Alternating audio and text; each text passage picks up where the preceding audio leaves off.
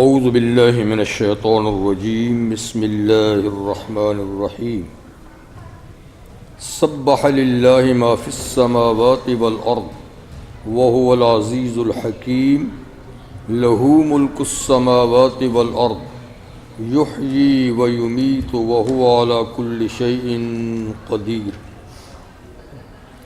هو الاول والآخر والظاہر والباطن وهو بكل شيء عليم هو الذي خلق السماوات والأرض في 6 أيام ثم استوى على العرش يعلم ما يلج في الأرض وما يخرج منها وما ينزل من السماء وما يعرج فيها وهو معكم أينما كنتم والله بما تعملون بصير لہ ملک السماوات والارض وإلی اللہ ترجع الامور یولج اللیل فی النہار ویولج النہار فی اللیل وہو علیم بذات الصدور صدق اللہ العظیم۔ سورہ الحدید کی آیت نمبر 1 سے 6 تک آیات آپ کے سامنے اس وقت میں نے تلاوت کی۔ سورۃ الحدید مدنی سورت ہے اور اس کے بعد 2 سورتیں اور بھی مدنی ہیں، المجادلہ اور الصف، اور اس کے بعد ممتحنہ۔ اس سے پہلے جو صورتیں تھیں وہ مکی تھیں، سورہ رحمان، سورہ واقعہ، سورہ قمر وغیرہ۔ الحدید اس کا نام ہے، حدید کا معنی ہے لوہا، تو اس میں لفظ حدید آئے گا اور کچھ لوہے کے جو فوائد ہیں وہ اللہ تعالیٰ بیان فرمائیں گے کہ لوہے کے کیا فوائد ہیں، تو اس لیے اس کا نام ہے الحدید۔ یہ سورت سبح سے شروع ہے۔ اس پہلی صورت میں تھا نا، آخری آیت تھی فسبح بسم ربک العظیم، کہ آپ تسبیح بیان کریں اپنے عظمت والے رب کے نام کی، یعنی سبحان اللہ، سبحان ربی العظیم وغیرہ یہ۔ اور اس آیت کو شروع ہی اللہ نے تسبیح سے کیا، سبح للہ، سبح للہ۔ یہ صورت اور اس کے بعد ایک سورت چھوڑ کر دوسری سورہ صف، وہ بھی سبح سے شروع ہے۔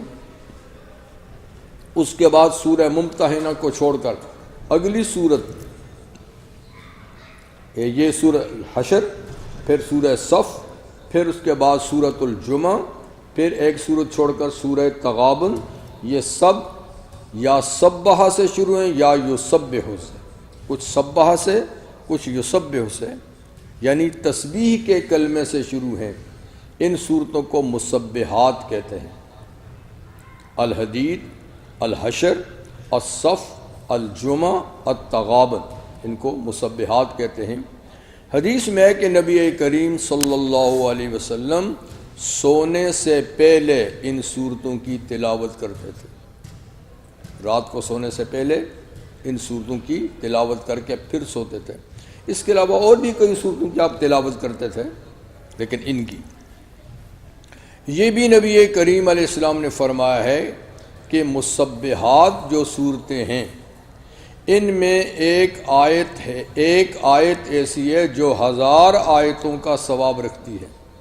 1000 آیتیں ایک طرف ڈالیں، وہ ایک آیت ایک طرف ڈالیں، اس کا وزن زیادہ ہے، اور وہ اسی سورہ حدید میں ہے، ابھی میں نے پڑھی ہے، هو الاول والآخر والظاہر والباطن اور وهو بكل شيء علیم۔ یہ آیت، یہ ایک آیت 1000 آیتوں سے افضل ہے، ایک آیت۔ یہ بھی اہل علم نے لکھا ہے کہ جس آدمی کو وسوسے آتے ہوں، ہر آدمی کو آتے ہیں وسوسے، یعنی غلط سلط وسوسے آتے ہوں دین کے بارے میں، اللہ کے بارے میں، نبی کے بارے میں آتے ہیں نا وسوسے خیال، تو یہ آیت اگر وہ تلاوت کرتا رہے گا تو وسوسے نہیں آئیں گے۔ خراب غلط وسوسے اس کو نہیں آئیں گے اگر اس آیت کی وہ تلاوت کرتا رہے. هو الاول والآخر والظاہر والباطن وهو بكل شيء علیم. تو وسوسوں کا علاج بھی ہے یہ، اور یہ 1000 آیتوں سے بھاری ہے. تو حق تعالیٰ شان فرماتا ہے سبح للہ ما فی السماوات. تو اے نبی پہلی سورت کی آخریت ہے فسبح، اے نبی آپ تسبیح بیان کریں اپنے عظمت والے رب کی. تو یہاں اللہ فرماتے ہیں سبح للہ ما فی السماوات والارض، آسمانوں میں جتنی مخلوق ہے یعنی فرشتے، زمین میں جتنی مخلوق ہے، جن، انسان، جانور، درخت، پہاڑ، ہر چیزیں، پودے، یہ سارے کے سارے بھی اللہ کی تسبیح بیان کرتے ہیں. سب اللہ کی تسبیح بیان کرتے ہیں. تسبیح کا معنی کیا ہے؟ تسبیح کے الفاظ کیا ہیں؟ الفاظ تو ہے نا سبحان اللہ، سبحان ربی العظیم.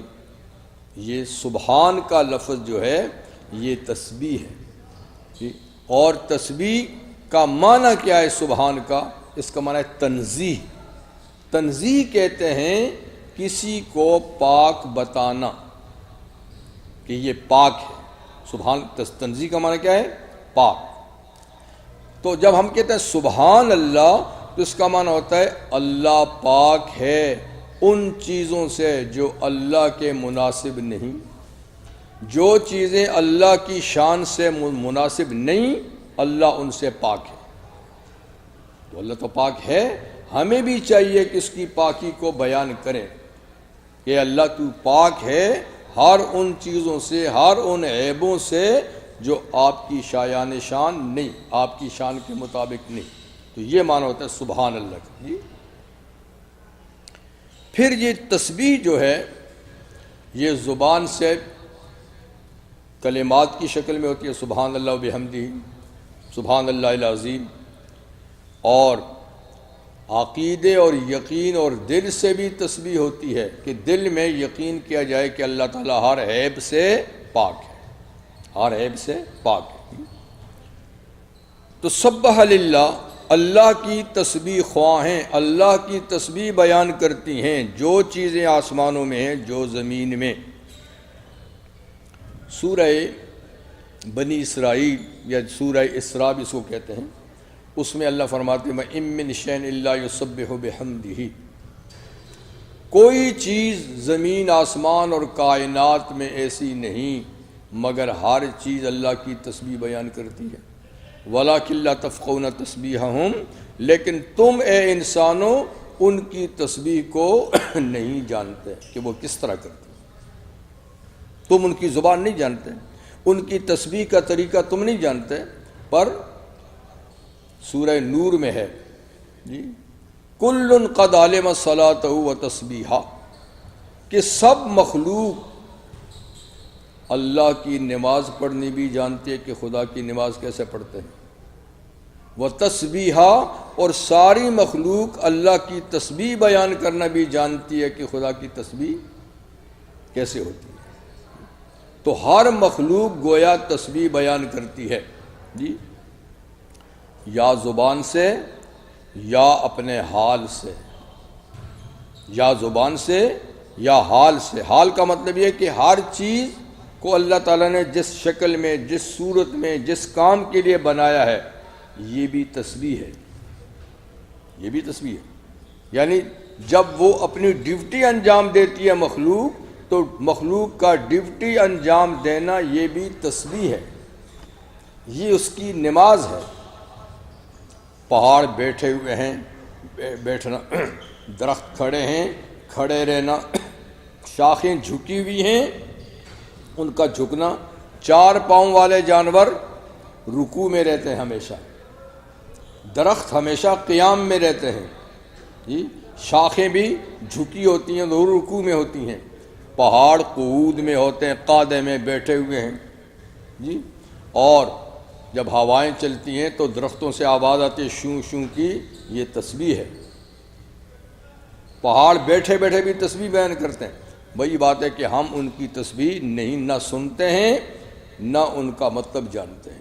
لیکن ہے سبح للہ ما فی السماوات والارض، ہر چیز زمین و آسمان کی خدا کی تسبیح بیان کرتی ہے۔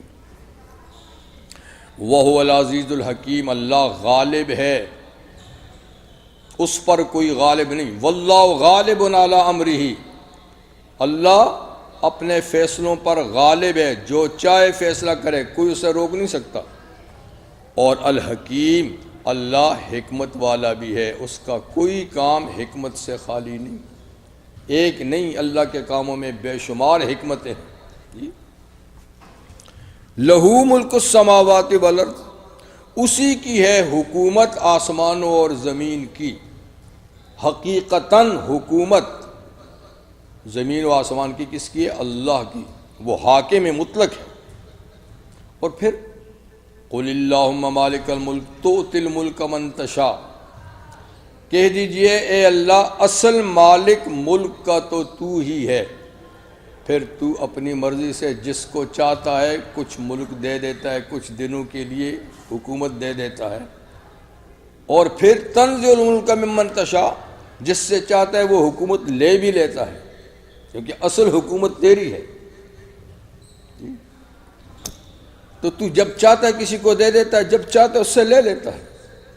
وَتُعِزُّ مَن تَشَاءُ وَتُذِلُّ مَن تَشَاءُ، جس کو چاہتا ہے عزت کے مقام پہ اٹھاتا ہے، جس کو چاہتا ہے پستی میں گرا دیتا ہے۔ تو سارا کنٹرول اللہ کے ہاتھ میں ہے، اسی کی حکومت آسمان و زمین کی۔ یحیی و یمیت، وہ زندگی دیتا ہے اور موت بھی دیتا ہے، زندگی دیتا ہے اور پھر زندگی لے کر موت بھی وہی دیتا ہے، تو موت و حیات بھی اللہ کے اختیار میں ہے۔ وَهُوَ عَلَىٰ كُلِّ شَيْءٍ قدیر، اللہ ہر چیز پر قدرت رکھتا ہے، ہر چیز پر قادر ہے، جو چاہے کرے۔ اب وہ آیت جو 1000 آیتوں سے بھاری ہے، هُوَ الْأَوَّلُ، سب سے پہلا بھی خدا ہے، جیسے حضور نے فرمایا کان اللہ ولم یکن شیء، ایک وقت تھا کہ اللہ ہی اللہ تھا اور کچھ بھی نہیں تھا، مخلوق نہیں تھی، اللہ تھا۔ تو هو الاول، سب سے پہلا بھی وہی ہے، اور والآخر، آخر بھی وہی رہے گا، اور جو کائنات بنائی ہے ایک دن یہ ختم ہو جائے گی۔ کل شیء ہالک الا وجہہ، ہر چیز ہلاک ہو جائے گی، موت کے منہ میں چلی جائے گی، ختم ہو جائے گی، الا وجہہ، سوائے اللہ کی ذات کے۔ تو اس طرح اول بھی وہی ہے، کچھ نہ تھا، آخر بھی وہی ہے، وہی رہے گا، سب ختم ہو جائیں گے ایک وقت کے لیے۔ جب ساری کائنات ختم ہو جائے گی، یہاں تک کہ وہ پھونک مارنے والا فرشتہ بھی مر جائے گا، اسرافیل، تو صرف اللہ ہوں گے۔ پھر اللہ فرمائیں گے لمن الملک اليوم، آج حکومت کس کی ہے؟ اب کوئی جواب دینے والا بھی نہیں ہوگا، جواب دینے والا بھی نہیں ہوگا۔ پھر اللہ خود کہیں گے للہ الواحد القہار، آج ایک اللہ کی حکومت ہے جو زبردست ہے۔ تو اول بھی وہی تھا، کچھ نہ تھا، آخر بھی وہی ہے، یعنی اللہ ازلی اور ابدی ہے، اللہ ہمیشہ سے ہے اور ہمیشہ رہے گا، باقی کائنات ہمیشہ سے نہ تھی، ہمیشہ نہ رہے گی، لیکن پھر اللہ ان کو بنائیں گے، پھر وہ ہمیشہ بھی رہے گی۔ یہ نہ رہے گی ہمیشہ، لیکن قیامت کے بعد جو کائنات وجود میں آئے گی وہ پھر ہمیشہ رہے گی، ٹھیک ہے، لیکن یہ ختم ہو جائے گی۔ والظاہر والباطن، اور اللہ ظاہر بھی ہے، اللہ تعالیٰ ظاہر ہے، یعنی اپنی قدرت سے ظاہر ہے، اپنی نشانیوں سے ظاہر ہے جی، اور والباطن، اور اللہ باطن بھی ہے، چھپا ہوا بھی ہے۔ ذات خدا کی کسی نے نہ دیکھی نہ کوئی دیکھے گا، اپنی ذات کے لحاظ سے باطن ہے، اور اپنی قدرت اور کمال کے لحاظ سے ہر چیز سے ظاہر ہے۔ وفی کل شیء لہ آیۃ، ہر چیز میں خدا کی نشانی موجود ہے، ہر چیز میں. کہتے ہیں کہ چلیے وہ شعر ابھی چلا گیا، آ جائے گا بتا دوں گا. اچھا، تو اول بھی وہی ہے، آخر بھی وہی، ظاہر بھی ہر چیز سے ہے اور باطن بھی. ذات خدا کی کسی نے نہیں دیکھی اور نہ کوئی دیکھ سکتا ہے. لا تدرک الابصار، آنکھیں اس تک نہیں پہنچ سکتی کہ اس کو دیکھ لے. تو باطن اتنا ہے کہ کوئی آنکھ اس کو نہیں دیکھ سکتی. جو دیکھا جائے گا جنت میں یا قیامت کے دن وہ بھی اللہ کا جلوہ ہوگا، تجلی دیکھیں گے، ذات کو پھر بھی کوئی نہیں دیکھ سکتا. پیغمبر کریم علیہ السلام نے ارشاد فرمایا، اگر اللہ اپنی ذات کا تھوڑا سا بھی چمک ظاہر کر دے تو ساری کائنات جل جائے گی. اس کا نور کوئی دیکھ نہیں سکتا، ساری کائنات جل جائے گی. تو اللہ تعالیٰ اپنی تجلی ظاہر کرتے ہیں، اصل ذات کو ظاہر نہیں کرتے. وَهُوَ بِكُلِّ شَيْءٍ عَلِيمٌ، اور اللہ ہر چیز کو جانتے بھی ہیں. کوئی چیز اللہ کے علم سے باہر نہیں، کوئی کائنات میں کوئی چیز اللہ کے علم سے باہر نہیں. اچھا جی، وہ شعر آ گیا ہے. بے حجابی یہ کہ ہر ذرے سے جلوہ آشکار. بے حجابی جانتے ہیں نا، بغیر پردے کے. یعنی اللہ کی ذات کی بے حجابی ایسی ہے کہ ہر ذرے سے وہ معلوم ہوتا ہے، ہر ذرے سے. اس پہ گھونگٹ، یہ کہ اس پہ گھونگٹ جانتے ہیں جی، کہ ذات آج تک نادیدہ ہے، کسی نے دیکھی نہیں. اللہ کی ذات آج تک کسی نے دیکھی. تو یعنی اللہ کے جلوے تو ہر چیز سے ظاہر ہیں، ہر چیز سے ظاہر ہیں، لیکن اللہ تعالیٰ کی ذات ایسی پوشیدہ ہے کہ آج تک کسی نے دیکھی نہیں. هو الذی خلق السماوات والارض، اللہ وہ ہے جس نے آسمانوں اور زمین کو بنایا. یوں پہچانو خدا کو قدرت سے. اللہ کو پہچاننا ہے، اس لیے کہتے ہیں لا فکرۃ فی ذاتہ، اللہ کی ذات میں مت سوچو، نہیں پہنچ سکتے. اگر سوچو تو اس کی صفات میں سوچو، ذات صفات میں. تو اللہ کی صفت ہے خالق ہونا. جتنی چیزیں آپ کو نظر آتی ہیں چھوٹی بڑی، سب کا خالق کون ہے؟ اللہ. تو یہ صفت ہر چیز سے ظاہر ہو رہی ہے، ہر ذرے سے ظاہر ہو رہی ہے جی. زمین آسمان کو بنایا، یہ بڑی مخلوق ہمارے سامنے زمین آسمان ہے، ورنہ اس سے بھی بڑی مخلوقات اوپر جنت ہیں، وہ پتہ نہیں کیا کچھ ہے کائنات میں. ثم استوى على الارض في 6 ایام، 6 دنوں میں یہ ساری کائنات اللہ نے بنائی. اس کی تفصیلات سورہ فصلت میں اللہ تعالیٰ نے بتائی جی. خلق الارض فی یومین، زمین 2 دنوں میں بنائی جی. اور پھر 2 دنوں میں زمین کے اندر ساری جو چیزیں ہیں وہ بنا ڈالی. پہاڑ ہیں، درخت ہیں جی، دریا جو بہہ رہے ہیں، جتنے زمین کے اندر خزانے رکھے ہوئے اللہ تعالیٰ نے، یہ سب. اور پھر 2 دنوں میں آسمان بنا دیا، آسمان کی مخلوق بنا دی. لیکن دنوں سے مراد کیا ہے؟ یہ دن ہمارے، یہ دن کہاں تھے اس وقت؟ یہ دن تو چاند سورج کی گردش سے پیدا ہوتے ہیں. 24 گھنٹے کا دن رات ہے. نہیں، یہ تو دن نہیں تھے اس وقت. تو اللہ کے ہاں دن جو آخرت میں شمار ہوتے ہیں وہ ہمارے 1000 سال کا ایک دن ہوتا ہے. 1000 سال دنیا میں جب گزرتے ہیں تو وہاں ایک دن شمار ہوتا ہے. تو یہ 6 دنوں میں جو زمین آسمان بنائے، تو کیا اللہ کے ہاں جو دن ہے اس کے لحاظ سے یا دنیا کے دن؟ تو دنیا کے دن تو تھے ہی نہیں. لہذا وہ اللہ کے علم میں جو دن ہیں اس کے حساب سے، یعنی گویا 6000 سالوں میں، ہمارے 6000 سالوں میں اللہ کے ہاں 6 دنوں میں زمین آسمان کو بنایا. سوال یہ کہ اللہ تو کن فرمائے تو فیکون، تو 6 دن کیوں لگا دیے؟ اللہ تو یوں کہتا ہے کن فیکون. اللہ کہتے ہیں اذا اردنا شیئن، جب ہم کسی چیز کے بنانے کا ارادہ کرتے ہیں تو کہتے ہیں ہو جا، وہ اسی وقت ہو جاتی ہے.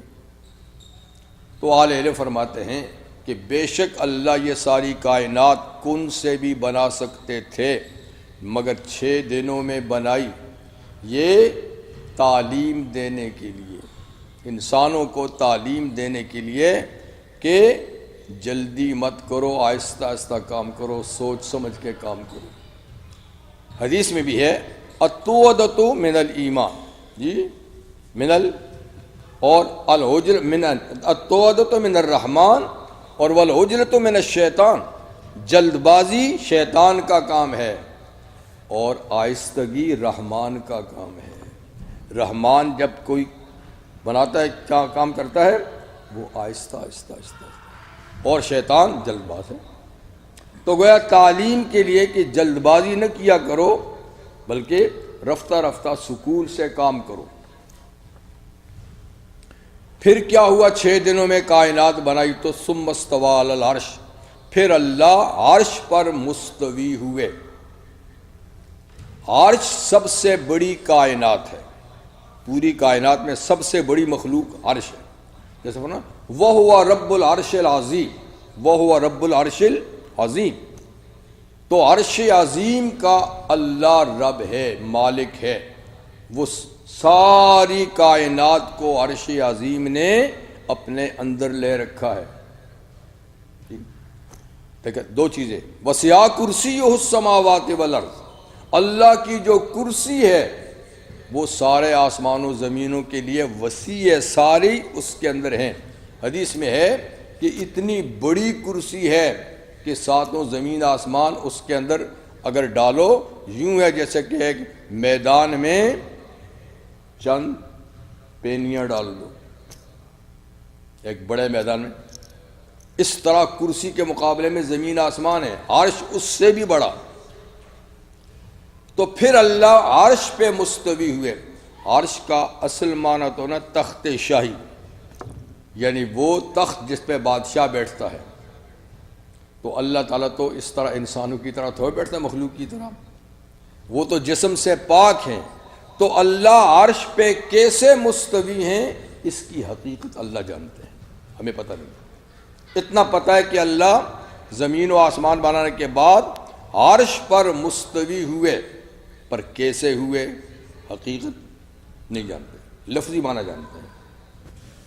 امام مالک رحمہ اللہ سے کسی نے پوچھا اسی آیت کا معنی کہ اللہ تعالیٰ عرش پہ کیسے مستوی ہیں، تو آپ نے فرمایا الاستواء معلوم، استواء کا معنی تو معلوم ہے، ٹھہرنا ٹھہرنا، والکیفیت مجہولۃ، لیکن اللہ کا استواء کیسا ہے یہ کیفیت معلوم نہیں. اور پھر کہا والسوال عنہ بدعۃ، اس کے بارے میں پوچھنا بدعت ہے. یہ مت پوچھو کہ اللہ کیسے مستوی ہیں، بس جیسے ان کی شان کے ساتھ مناسب ہے ایسے ہی عرش پہ مستوی ہیں. جی مطلب کہ نظام کائنات کے کنٹرول وہی کر رہے ہیں، نظام کائنات کو کنٹرول وہی کر رہے ہیں. یعلم ما یلج فی الارض، اللہ جانتے ہیں جو چیزیں زمین میں داخل ہوتی ہیں. زمین میں جو کچھ داخل ہوتا ہے، آسمان سے بارش برس کے جو قطرے زمین میں جاتے ہیں، اللہ ہر قطرے کو جانتے ہیں. ہم جو بیج زمین میں دفن کرتے ہیں، گٹھلیاں جو ڈالتے ہیں، اللہ جانتے ہیں. یعنی جو چیز بھی زمین کے اندر جاتی ہے اللہ کے علم میں کہ وہ کہاں ہے، کس حال میں ہے، خراب ہے یا ٹھیک ہے. وما یخرج منہا، اور جو چیزیں زمین سے نکلتی ہیں ان کو بھی اللہ جانتا ہے. زمین میں جانے والی چیزوں کو بھی، زمین سے نکلنے والی چیزوں کو بھی.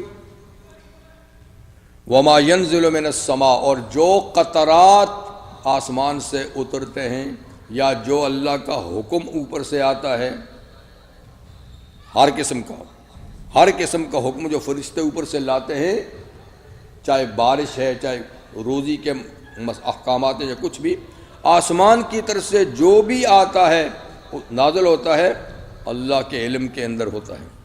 وما یارج فیہا، اور جو آسمان کی اوپر چڑھتا ہے، جو فرشتے چڑھتے ہیں، جو آدمیوں کے نیک اعمال اوپر جاتے ہیں، سب کچھ اللہ جانتا ہے۔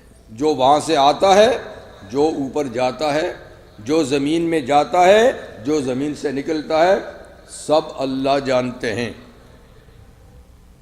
وَهُوَ مَعَكُمْ أَيْنَمَا كُنْتُمْ، اے لوگو تم جہاں بھی ہوتے ہو اللہ تمہارے ساتھ ہوتا ہے۔ آگے سورہ مجادلہ میں یہ بھی فرمایا کہ ما من نجوا ثلاثۃ الا هو رابعهم ولا خمسۃ الا هو سادسهم ولا ادنى من ذلك ولا اکثر الا وهو معكم، یعنی تم 3 آدمی مل کے جب مجلس کرتے ہو، گفتگو کرتے ہو، تو چوتھا خدا بھی ہوتا ہے۔ تم 5 آدمی مل کے اگر چپکے سے میٹنگ کرتے ہو، خفیہ میٹنگ، 5 یعنی 5 ہوتے ہو تو چھٹا خدا ہوتا ہے، 2 کرتے ہو تو تیسرا خدا ہوتا ہے، 1 آدمی ہے تو دوسرا ساتھ میں اللہ ہوتا ہے۔ مطلب ہے کہ چھوٹی بڑی جماعت ہو، اللہ ان کے ساتھ ہوتا ہے۔ تو اللہ کا ساتھ ہونا کس لحاظ سے ہے؟ علم اور قدرت کے لحاظ سے ہے۔ اللہ کا جسم تو نہیں نا جس طریقے سے ہمارے جسم میں ہم ایک دوسرے کے ساتھ بیٹھے ہوئے ہیں، نہیں، جسم سے تو پاک ہے، وہ تو عرش معلیٰ پر کیسے ہے ہم جانتے ہی نہیں ہیں۔ ہمارے ساتھ ہونے کا معنی کیا ہے؟ اپنے علم کے لحاظ سے ہمارے ساتھ ہے، ہم کچھ بھی کرتے ہیں وہ جانتا ہے، وہ دیکھتا ہے، ہماری حرکتیں سنتا ہے، ہماری باتیں، اور قدرت بھی اس کو جس وقت چاہے کسی کے ساتھ جو چاہے معاملہ کر دے۔ تو اللہ کی ماہیت اپنی مخلوق کے ساتھ ہے، انسان ہی کیا ہر چیز قدرت اور علم کے ساتھ کی وجہ سے اللہ ساتھ ہے۔ تم جہاں کہیں بھی ہو، محفل میں ہو، تنہائی میں ہو، دن میں ہو، رات میں ہو، اللہ جانتا ہے۔ سورہ رعد میں ہے من ہوا مستخفٍ باللیل، جو اندھیری رات میں اکیلا آدمی ہو، وہ سارب بالنہار، یا دن کی روشنی میں چل رہا ہو کسی رستے پہ، اللہ کے لیے دونوں برابر ہیں۔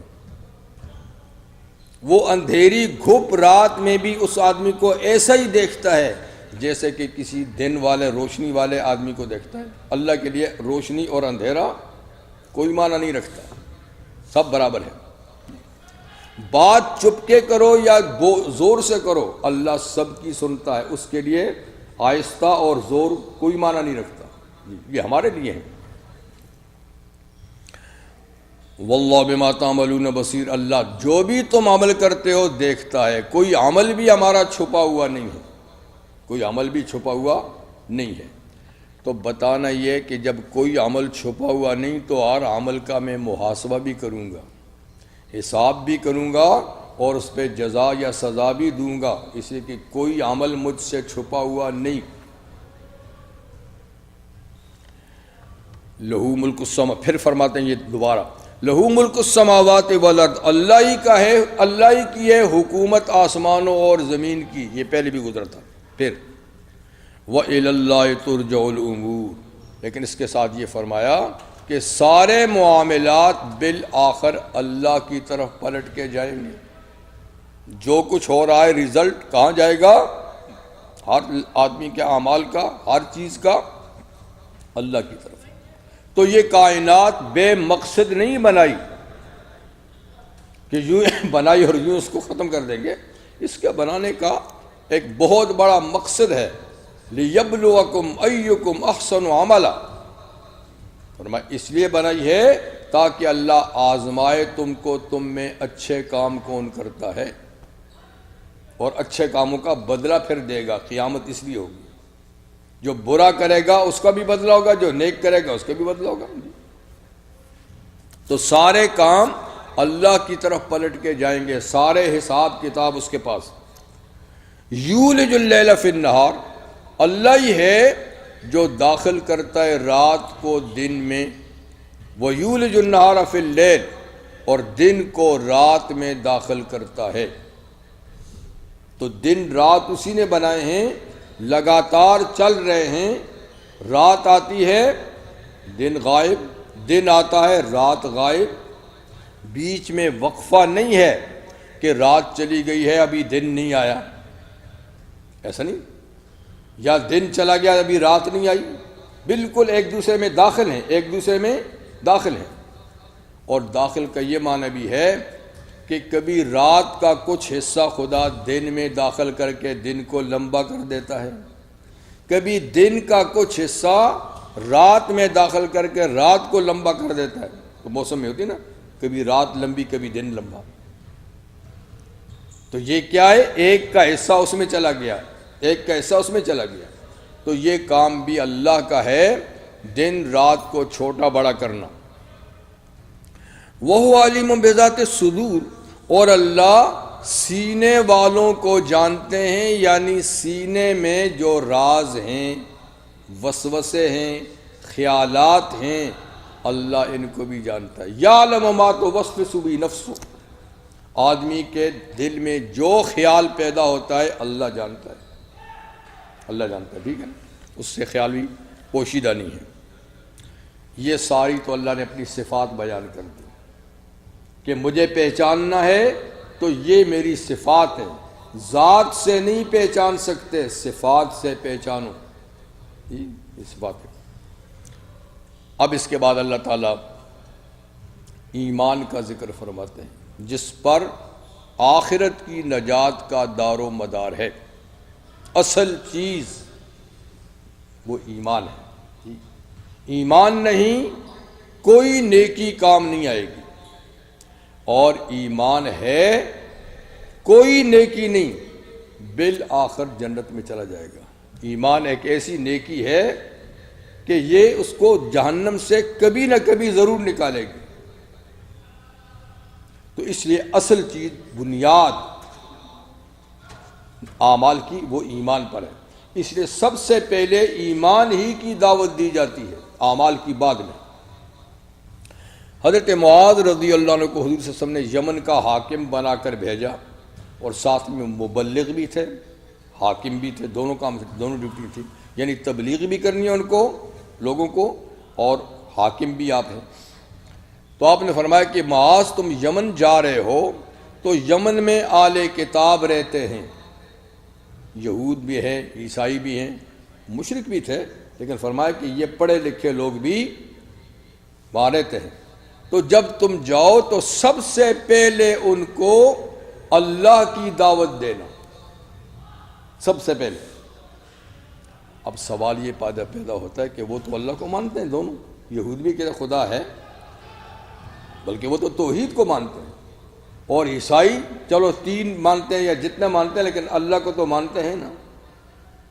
تو فرمایا کہ پھر ان کو اللہ کے لیے دعوت کا کیا مطلب ہے؟ مطلب ہے کہ ان کا ماننا ٹھیک نہیں ہے. جس طرح وہ خدا کو مانتے ہیں وہ ٹھیک نہیں، ان کو ٹھیک طریقے سے اللہ کا ماننا سکھانا ہے. ان کی توحید ٹھیک نہیں، ان کو صحیح سبق پڑھانا ہے. کیونکہ پھر فرمانا فَإِنْ عَرَفُوا، اگر وہ اللہ کو پہچان گئے پھر ان کو کہنا کہ دن میں 5 دفعہ نماز پڑھنی ہے. جب نماز پڑھنے لگ جائیں پھر کہنا کہ تمہارے مال میں سال میں زکوٰۃ ہے. ترتیب بتائی. تو سب سے پہلے فرمایا کہ اللہ کی معرفت کرانا، مطلب ہے کہ وہ اللہ کو مانتے ضرور ہیں لیکن اللہ کو جس طرح ماننا ہے اس طرح نہیں مان رہے. سو ان کو صحیح توحید کی دعوت دو. اگر وہ اللہ کو صحیح طریقے سے مان گئے تو پھر نمبر 2 اعمال کی. تو سب سے پہلے حضور صلی اللہ علیہ وسلم کی دعوت بھی یہی تھی، قولوا لا الہ الا اللہ، اللہ کو ایک مانو. پھر اس کے بعد جو ہے نا باقی اعمال کی بات، کیونکہ یہ بنیاد ہے. اللہ فرماتے ہیں سورہ انبیاء میں وَمَنْ يَعْمَلْ مِنَ الصَّالِحَاتِ وَهُوَ مُؤْمِنٌ، جو کوئی نیکی کا کام کرے، شرط یہ ہے کہ وہ مومن بھی ہو، اس کا ایمان ٹھیک ہو، خالی نیک عمل نہیں. حضرت عائشہ صدیقہ رضی اللہ تعالیٰ عنہ نے نبی کریم علیہ السلام سے مکہ کے ایک سردار کا ذکر کیا، عبداللہ بن جدعان. یہ سردار تھا اور بے حد سخی تھا، بہت سخی تھا. یعنی ایک ایک مجلس میں 100 اونٹ لوگوں کو دے دیتا تھا. کوئی مانگنے کے لیے جو کسی نے مانگا دے دیا، جو مانگا دے دیا. حضرت عائشہ نے فرمایا کہ حضور یہ اتنا سخی آدمی ہے، اس کی یہ سخاوت آخرت میں کام آئے گی؟ حضور نے فرمایا ایمان کے بغیر نہیں، ایمان کے بغیر نہیں. اس نے ایک دن بھی یہ نہیں کہا کہ اے اللہ میری غلطیاں آخرت میں بخش دینا. ایک دن بھی نہیں کہا کہ اے اللہ میرے گناہ آخرت میں بخش دینا. مطلب کہ اس کا آخرت پر یقین نہیں ہے، مومن نہیں ہے. اس لیے جتنا بڑا سخی کیوں نہ ہو، اس کی سخاوت کام نہیں آئے. غالباً عبداللہ بن عاص بن وائل، شاید عاص بن وائل، یہ بھی سردار تھا، مشرک تھا. اس کے 2 بیٹے تھے، دونوں مسلمان ہوئے. عامر بن عاص جو پھر یعنی مصر کا گورنر بھی تھے، مصر کے فاتح بھی تھے. تو دوسرا پہلے یہ کہ ایک بھائی مسلمان ہے اور دوسرا نہیں ہوا. تو عاص کا جب انتقال ہونے لگا، مرنے لگا، تو اس نے بیٹوں کو وصیت کی کہ 100 اونٹ میرے مرنے کے بعد خیرات کرنا. 100 اونٹ میرے ایصال ثواب ہو، مجھے ثواب پہنچانے کے لیے. مطلب یہ کہ 100 اونٹ. تو جو بیٹا کافر تھا اس نے تو اپنے حصے کے 50 اونٹ دے دیے باپ کے لیے. جو مومن تھا اس نے کہا کہ میں پہلے حضور سے پوچھ لوں کہ میں یہ کروں گا تو باپ کو کوئی فائدہ ہوگا تو کروں. تو اس نے پوچھا کہ حضور اس طرح میں ہمارے باپ نے 100 اونٹوں کے خیرات کرنے کا کہا تھا مرنے سے پہلے، میرے دوسرے بھائی نے 50 اپنے کر لیے، میرے 50 رہتے ہیں، تو کیا میں باپ کے لیے وہ خیرات کروں تو اس کو کوئی نفع بھی پہنچے گا؟ حضور نے فرمایا تیرا باپ مسلمان ہوتا تو نفع پہنچتا، لیکن وہ تو کافر ہی مرا ہے. 100 نہیں، 1000 نہیں، لاکھ اونٹ بھی دو، کچھ بھی نہیں ہے. تو اس لیے نیکی کی بنیاد ایمان ہے. ایمان میں تھوڑا سا بھی خلل ہوگا، نیکیوں کی کوئی قیمت نہیں ہے. اس لیے ایمان کو ٹھیک کرنے کی ضرورت ہے، اور قرآن اسی پہ تو زور دے رہا ہے. اب دیکھ رہے ہیں اسی پہ زور دے رہے ہیں کہ اللہ کی صحیح معرفت ہو، ایمان ٹھیک ہو، پھر تھوڑا سا عمل بھی ٹھیک ہے، کافی ہے. ایمان نہیں تو ڈھیروں سالہ عمل بھی کریں گے، اس کی کوئی ویلیو نہیں ہے. تو اللہ تعالیٰ بار بار یہ فرماتے ہیں. اچھا اب باقاعدہ ایمان کی دعوت دے رہے ہیں. ابھی تو صفات بیان کی، اب دعوت. آمنوا باللہ ورسولہ، اللہ پر ایمان لاؤ اور اس کے رسول پر ایمان لاؤ. تو آپ کو معلوم ہے کہ ایمان کے 6 ارکان ہیں، 6 چیزیں ہیں بڑی بڑی. آمنت باللہ وملائکتہ وکتبہ ورسلہ والیوم الآخر والقدر خیر وشر من اللہ تعالی. تقدیر پر ایمان کہ جو کچھ بھی ہو رہا ہے اللہ کے علم میں ہے، اللہ کی منشا سے ہو رہا ہے، اللہ کی مرضی سے ہو رہا ہے. جو کچھ بھی ہو رہا ہے یہ تقدیر ہے. اور فرشتوں پر ایمان کہ تمام آسمانی کتابوں پر ایمان، تمام رسولوں پر ایمان، مرنے کے بعد جی اٹھنے پہ ایمان، اور پھر آخرت کی جو باقی چیزیں، جنت، دوزخ، پل صراط، میزان، جتنی چیزیں بھی ہیں ان سب پر ایمان. یہ بالیوم الآخر میں آ جاتا ہے. اور سب سے پہلے آمنت باللہ. ان میں سے کسی چیز پر بھی اگر ایمان نہ ہوا تو ساری عمارت ختم ہو جائے گی. یعنی اللہ کو مانتا ہے، نبی کو نہیں مانتا، اللہ اور نبیوں کو مانتا ہے، آسمانی کتابوں کو نہیں مانتا، یا کسی ایک رسول کو نہیں مانتا، کسی ایک رسول کو بھی، یا مرنے کے بعد جی اٹھنے کو نہیں مانتا، یا تقدیر کو نہیں مانتا تو وہ شخص مومن نہیں ہے۔ اسے سب سے پہلے ایمان کو ٹھیک کرنا چاہیے، پھر چھوٹا عمل بھی کارآمد ہوگا۔ ایمان خراب ہے تو بڑے سے بڑے عمل کی بھی کوئی ویلیو نہیں۔ اچھا، آمنوا باللہ ورسولہ، اللہ اور اللہ کے رسول پہ ایمان لاؤ۔ وَأَنفِقُوا مِمَّا جَعَلَكُم مُّسْتَخْلَفِينَ فِيهِ، دوسری چیز یہ ہے کہ خرچ کرو اس مال میں سے جس کو اللہ تعالیٰ نے، کہ تم کو اللہ تعالیٰ نے نائب بنایا ہے، اس میں خلیفہ بنایا ہے اس مال میں، کیونکہ مال خرچ کرنے سے حقوق العباد ادا ہوں گے۔ جہاد میں بھی مال کی ضرورت ہوتی ہے، ٹھیک ہے نا، اور تبلیغ کا ایک حصہ جہاد بھی ہے۔ جہاں بات نہیں چلے اور رکاوٹیں کھڑی کی جائیں پھر جہاد ہے، وہ بھی تبلیغ کا حصہ ہے۔ پہلے تو دعوت ہے، پہلے تو دعوت ہے، مان لو، کوئی نہیں مانتا پھر کا صلح کر لو، وہی نہیں کرتا پھر تیسرے نمبر پہ جنگ ہے۔ پھر ہمارے سامنے سے ہٹ جاؤ، اسلام کو پھیلانے دو، رکاوٹ نہیں بنو۔ اگر رکاوٹ بنتے ہو پھر آ جاؤ، ٹکرائیں گے تمہارے ساتھ۔ تو یہ لیول ہے تبلیغ کے۔ پہلا فقط دعوت، قولوا لا الہ الا اللہ، ہمارا بھائی ہو جاؤ۔ اور یہی ترتیب تھی پیغمبر کریم علیہ السلام کے زمانے میں جہاد کی، پر اب پہلے جاؤ ان کو دعوت دو، دعوت مان لیں، وہ ہمارے بھائی ہیں، جنگی نہیں، کچھ بھی نہیں۔ اگر وہی دعوت کو قبول نہیں کرتے تو ان کو پیشکش کرو جزیہ کی، ٹیکس کا مطلب یہ ہے کہ تم ہمارے ماتحت ہو کر اپنے مذہب پہ رہو، اقتدار ہمارے پاس ہوگا اور تم رہو، تمہاری جان مال کی ہم حفاظت کریں گے، تم اپنے مذہب پہ عمل کرو۔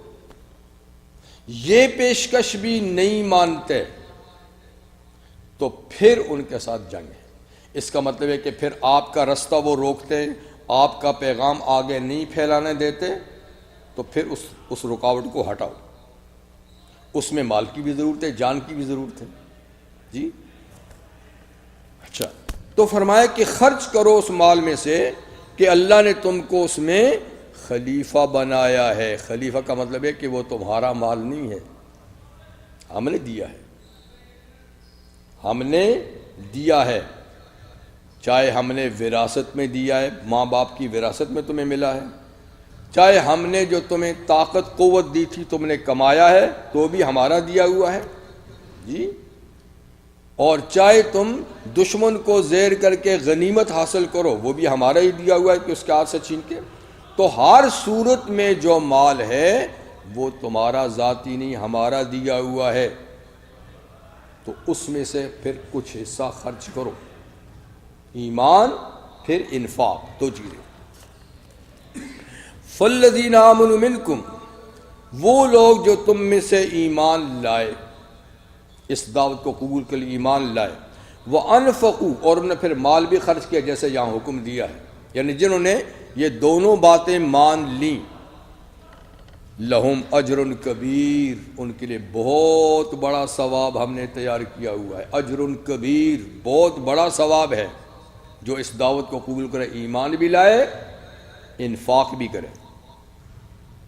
پھر اللہ تعالیٰ ایک اور بات فرمائے، اور انداز سے فرماتے ہیں کہ وَمَا لَكُمْ لَا تُؤْمِنُونَ بِاللَّهِ، تمہیں ہوا کیا ہے کہ تم خدا کو نہیں مانتے؟ تمہیں کیا ہوا جو تم اللہ پر ایمان نہیں لاتے، اللہ کو نہیں مانتے؟ ہوا کیا ہے تمہیں؟ وَالرَّسُولُ يَدْعُوكُمْ لِتُؤْمِنُوا بِرَبِّكُمْ، حالانکہ اللہ کا رسول تمہیں پکارتا ہے، بلاتا ہے کہ تم اپنے رب پہ ایمان لاؤ، تو پھر تمہیں کیا ہوا جو ان کی دعوت کو قبول نہیں کرتے، ایمان نہیں لاتے؟ کیا ہوا؟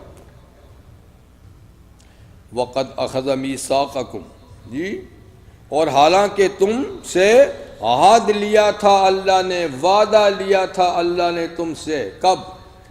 ازل میں، جب تم عالم ارواح میں تھے، تمہارے جسم نہیں تھے، روحیں تھیں، تو اللہ تعالیٰ نے وہ ساری روحیں آدم علیہ السلام کی پیٹھ سے نکال کر تم سے وعدہ لیا تھا خدا نے کہ میں تمہارا رب نہیں ہوں، تو تم سب نے اقرار کیا تھا کہ آپ ہمارے رب ہیں۔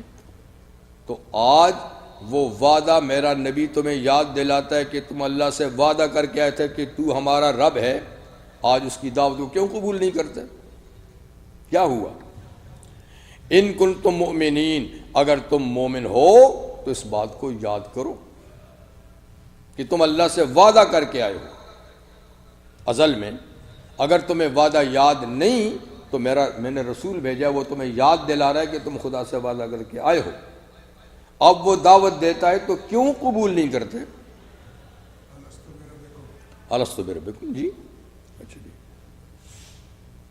هو الذی ينزل علی عبدی آیات بینات، اللہ ہی وہ ہے جو اپنے بندے محمد صلی اللہ علیہ وسلم پہ نازل کرتا ہے واضح آیتیں، بالکل روشن آیتیں اللہ نازل کرتے ہیں محمد صلی اللہ علیہ وسلم پر، یعنی قرآن کی آیتیں بالکل واضح ہیں، ان میں کوئی چھپی ہوئی بات نہیں ہے۔ اور کیوں اللہ نازل کرتا ہے یہ آیتیں؟ لیخرجکم من الظلمات الی النور، تاکہ اللہ ان کی وجہ سے تم کو کفر اور شرک کے اور گناہوں کے اندھیروں سے نکال کے نور اور روشنی میں لائے۔ ایمان نور ہے، ایمان نور ہے، کفر اندھیرا ہے، شرک اندھیرا ہے۔ تو یعنی قرآن اس لیے نازل کیا ہے کہ اللہ تعالیٰ تم کو کفر شرک گناہوں کے اندھیروں سے نکال کے نور اسلام میں لانا چاہتا ہے، نور ایمان میں لانا چاہتا ہے، تمہارے فائدے کی بات ہے۔ اس لیے کہ معصیت گناہ یہ اندھیرا ہے، ایمان روشنی ہے۔ جیسا فرماتے ہیں اللہ تعالیٰ افمن شرح اللہ صدرہ للاسلام فہو علی نور من ربہ، کہ جس شخص کے دل کو خدا اسلام کے لیے کھول دیتا ہے، وہ اسلام قبول کرتا ہے، تو وہ اللہ کی طرف سے ایک روشنی میں آ جاتا ہے، نور میں آ جاتا ہے۔ اور آپ نے فرمایا کہ الظلم ظلمات یوم القیامہ، ظلم اور بے انصافی یہ قیامت کے دن اندھیروں کی شکل میں ہوگی۔ یہاں تو کوئی اندھیرا نہیں ہے، ظلم کرو، کچھ کفر کرو، شرک کرو، ٹھیک؟ اور سب سے بڑا ظلم شرک ہے، وَإِنَّ الشِّرْكَ لَظُلْمٌ عَظِيمٌ، کفر بڑا شرک ہے، وَالْكَافِرُونَ هُمُ الظَّالِمُونَ۔ تو یہ سارا کفر شرک اور بڑے بڑے گناہ جو ہیں نا، یہ قیامت کے دن یہ اندر دل کے اندھیرے باہر آ جائیں گے، یہ باہر اندھیرا۔ تو حشر کے میدان میں اندھیرا ہوگا، کافر لوگ اندھیرے میں ہوں گے، مومن روشنی میں ہوں گے، ان کے دل کی روشنی باہر نکل آئے گی، ان کے دل کے اندھیرے باہر نکل آئیں گے۔ تو آج تو نور ایمان نظر نہیں آتا، کفر کا اندھیرا نظر نہیں آتا اس دنیا میں، مگر کل قیامت کے دن دونوں چیزیں نکل کے باہر آ جائیں گی، ابھی دل میں ہیں پھر باہر آ جائیں گی۔ تو مومن کا نور باہر آ جائے گا، کافر کا اندھیرا باہر۔ تو اللہ تمہیں یعنی اندھیروں سے نور میں لانا چاہتے ہیں۔ واللہ بکم اچھا جی ہاں، وَإِنَّ اللَّهَ بِكُمْ لَرَءُوفٌ الرَّحِيمٌ، اللہ تمہیں دنیا میں بات سمجھا رہے ہیں کہ آگے کیا ہونا ہے، اس لیے کہ اللہ تعالیٰ تم پر بڑے شفقت کرنے والے اور مہربان ہیں۔ یہ اللہ کی رحمت مہربانی کا تقاضا ہے کہ تمہیں یہاں خبردار کر رہے ہیں، آگے کے خطرات تمہیں یہاں بتا رہے ہیں، ورنہ نہ بتائے تو نہ بتائے، اندھیرے میں تم چلے جاؤ۔ لیکن اللہ بتا رہے ہیں کہ آگے کیا پیش آنا ہے، قبر میں کیا ہونا ہے، حشر میں کیا ہونا ہے جی۔ پھر ایک اور انداز سے فرماتے ہیں وَمَا لَكُمْ أَلَّا تُنْفِقُوا فِي سَبِيلِ اللَّهِ، اور تمہیں ہوا کیا جو تم اللہ کے راستے میں مال نہیں خرچ کرتے ہیں؟ اور تو تم سارے کاموں میں مال خرچ کرتے ہو، عیش و عشرت میں، فضولیات میں، پر اللہ کے نام پر، اللہ کے دین کے لیے کیا ہوا جو تم مال خرچ نہیں کرتے؟ کیا وہ تمہاری چیز ہے تم ساتھ لے کر جاؤ گے آگے؟ حالانکہ تم چھوڑ کے جاؤ گے، آگے کیا جانا؟ وَمَا الْمَالُ وَالْأَهْلُونَ إِلَّا وَدَائِعُ. لبید ایک بہت بڑا شاعر تھا اور خوش قسمتی سے مسلمان بھی ہوا. بڑی عمر کا آدمی تھا, 90 سال اس نے کفر میں گزارے, اور ٹوٹل اس کی عمر تھی کوئی 145 سال. تو ہر مسلمان ہو گیا. جب مسلمان ہو گیا تو اس نے شعر و شاعری چھوڑ دی تھی. کسی نے کہا آپ تو اتنے ٹاپ کے شاعر تھے, آج کل شعر نہیں کہتے ہو. کہتے جب سے قرآن پڑھنا شروع کیا شعر و شاعری میں مزہ ہی نہیں ہے. قرآن میں وہ مزہ ہے, شعر و شاعری میں کیا رکھا ہے. اب قرآن خدا نے مجھے دیا, میں قرآن پڑھتا ہوں, شعر و شاعری چھوڑ دی. ایک شعر اس نے کہا آخر میں, مسلمان کا, الا کل شیء ما خلا اللہ باطل وکل نعیم لا محالۃ زائل. بس مسلمان نے کہا یہ ایک شعر کہا کہ خبردار, ما خلا اللہ باطل, اللہ کے سوا ہر چیز ختم ہونے والی ہے, ایک اللہ رہے گا. وکل نعیم لا محالۃ, اور ہر نعمتیں جو دنیا میں ہیں یہ ضرور بے ضرور ایک دن ختم ہو جائیں گی. یہ نعمتیں ختم ہو جائیں گی اور اللہ کے سوا کوئی چیز رہے گی نہیں. یہ ایک شعر کہا, باقی نہیں کہا. باقی تو میں قرآن پڑھتا ہوں, اس کے مقابلے میں شاعری کیا ہے. تو خیر اس کا یہ شعر ہے, وہ بھی اچھا شعر ہے ماشاءاللہ, کہ مل مال والاہلون الا ودائع ولا بد یوما ان ترد الودائع. کہتے ہیں مال اور اہل, مال اور اہل گھر والے, یہ سب امانتیں ہیں خدا کی, کسی کی ذاتی چیز نہیں. یہ اللہ کی دی ہوئی چیزیں امانتیں ہیں, اور ضروری ہے کہ ایک دن امانتیں جس کی ہیں اس کو واپس کی جائیں گی. ضرور ہے کہ امانت اپنی نہیں ہوتی, کسی کی ہے, جب لینے والا مانگے گا اس کو دینی پڑے گی. تو اللہ یہ بات سمجھاتے ہیں کہ یہ مال تو میری امانت ہے, تم نے ذاتی جاگیر سمجھا ہے,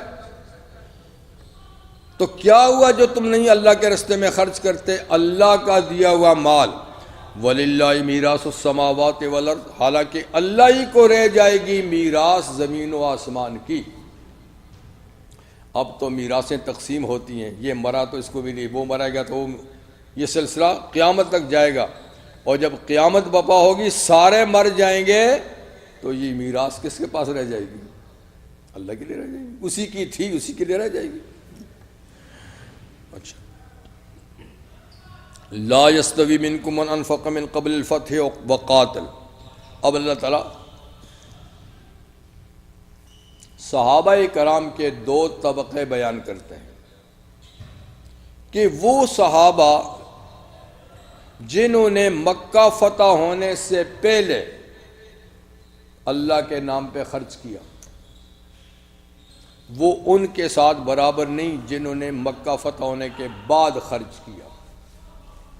یعنی جنہوں نے مکہ فتح ہونے سے پہلے مال خرچ کیا اور تکلیفیں اٹھائیں وہ, اور جنہوں نے مکہ فتح ہونے کے بعد مال خرچ کیا اور دشمنوں سے جنگیں لڑیں, دونوں برابر نہیں. ان کا مقام بہت بلند ہے, انہوں نے بڑے مشکل حالات میں مال خرچ کیا اور تکلیفیں اٹھائیں. ان کے زمانے میں اتنی مشکلات نہیں تھیں, اب آزادی تھی مدینہ میں, بے شک جنگیں لڑیں, مال بھی خرچ کیا, لیکن اب مال بھی تھا اور حکومت بھی تھی. اس وقت نہ حکومت تھی نہ اتنا زیادہ مال تھا, لہذا اس وقت جنہوں نے خرچ کیا یہ ان سے برابر نہیں. تو گویا صحابہ اکرام مرتبے کے لحاظ سے 2 حصوں میں قرآن نے تقسیم کیا, ایک فتح مکہ سے پہلے والے, ایک بعد والے. فرمایا برابر نہیں اجر و ثواب میں. اولئک اعظم درجۃ من الذین انفقوا من بعد وقاتلوا, یہ جنہوں نے فتح مکہ سے پہلے مال خرچ کیا اور تکلیفیں برداشت کی, یہ زیادہ بڑے ہیں درجے میں ان لوگوں سے جنہوں نے مال خرچ کیا مکہ فتح ہونے کے بعد اور جہاد بھی کیا, وہ درجے میں زیادہ ہیں ان سے. لیکن یہ نہ سمجھو کہ جو مکہ فتح ہونے کے بعد ایمان لائے، جہاد کیا، مال خرچ کیا تو وہ کوئی بخشے نہیں جائیں گے، جنتی نہیں ہے، نہ یہ بات نہیں۔ وَكُلًّا وَعَدَ اللَّهُ الْحُسْنَى، لیکن اللہ نے جنت کا وعدہ سب سے کیا ہے، سب صحابہ سے جنت کا وعدہ کیا ہے، چاہے مکہ فتح ہونے سے پہلے والے ہیں یا مکہ فتح ہونے کے بعد والے ہیں، جنت کا وعدہ سب سے ہے، لیکن درجے کے لحاظ سے ان کا درجہ اونچا ہے، ان کا ان سے نیچے ہے، لیکن ہیں سب جنتی۔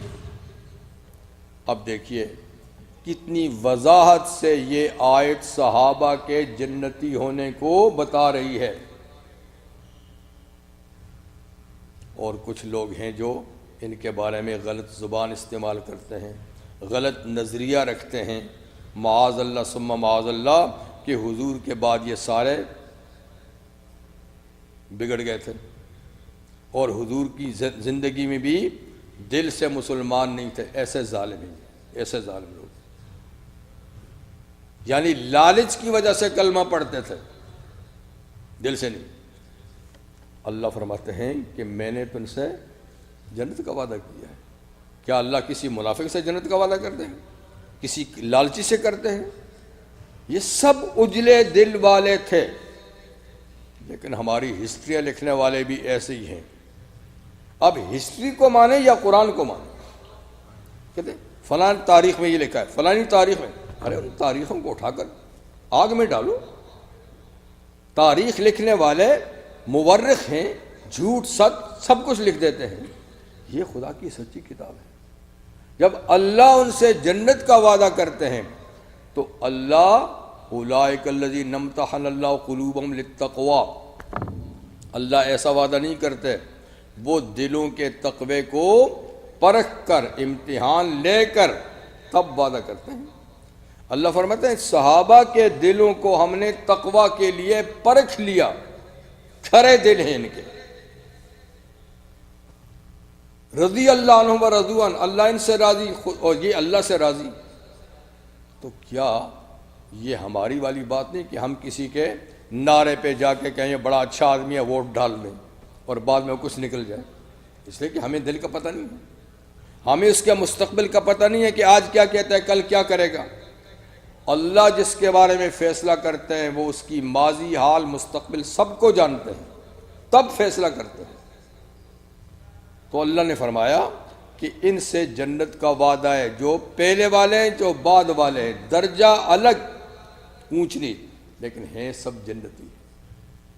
تو اس لیے صحابہ کے بارے میں دل بالکل صاف ہونے چاہیے، اس میں کسی قسم کی میل، کسی تحریر کی وجہ سے، کسی کے بیان کی وجہ سے نہیں ہونی چاہیے۔ اللہ کی کلام کے مقابلے میں یہ چیزیں کیا ہیں؟ واللہ بما تعملون خبیر، اور جو تم عمل کرتے ہو اللہ اس سے باخبر ہے۔ اللہ کو ہر کسی کے عمل کا پتہ ہے۔ بس کر دیں کیونکہ تو بھی سلسلہ آگے چلے گا، رکوع پورا ہو گیا۔ سبحانک اللہم وبحمدک اشہد ان لا الہ الا اللہ استغفرک واتوب الیک۔